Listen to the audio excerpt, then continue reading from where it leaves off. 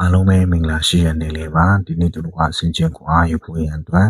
ရှင်ယောဟန်ခရစ်ဝင်အခန်းကြီး30အငယ်30တကူဒီကိုချင်းတက်ချင်းဖြည့်စည်းခြင်းကလာတတ်၏ငါမူကားတို့သည်အသက်လွတ်ယုံမြမကအထူးသဖြင့်အသက်နှင့်ပြည့်စုံစေဖို့ရန်ငါတည်းဆိုပြီးမှပေါ်ပြထားတာကိုတွေ့ရမှာဆိုတော့ကကျွန်တော်နှုတ်ပတ်တော်ရဲ့ဆိုလိုရင်းကိုအနည်းငယ်ပြောတော့လာရဖြစ်တယ်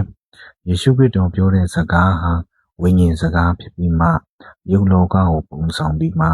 ဥပမာအနေနဲ့အခိုင်အနိုင်ပေါ်ပြထားခြင်းပဲဖြစ်တယ်ဆိုတော့ကကျွန်တော်အတ္တတာမှာပြန်ကြည့်မယ်ဆိုရင်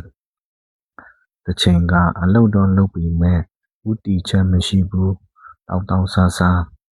ကျွန်တော်တို့အချိန်ကုန်တော့ကုန်မှမတည်ဘူးအစပိုင်းကတော့အပျော်နဲ့စကြတာပဲ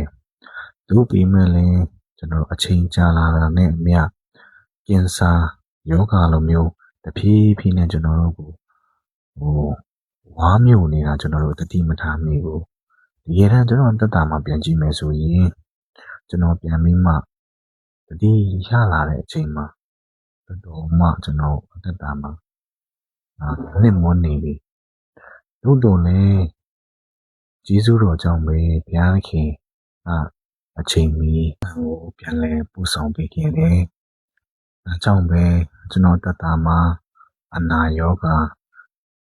ငြိမ်းပြီးမှပြန်လဲကျန်းမာလာပြီးမှအသက်ရှင်ခွင့်ရရှိလာတာဖြစ်တယ်။ဆိုတော့ကယေရှုခရစ်တော်ပြုခဲ့တဲ့အမှုဟာကျွန်တော်တို့လူသားအားလုံးတိုင်းအတွက်ဖြစ်တယ်။ကျွန်တော်တို့အမျိုးမျိုးသောဆွဲလန်းခြင်းတွေနှိမ်မွန်းခြင်းတွေကနေကျွန်တော်လွတ်မြောက်ဖို့ရန်အတွက်သူပြုခဲ့တဲ့အမှုကိုယုံကြည်တဲ့သူတွေက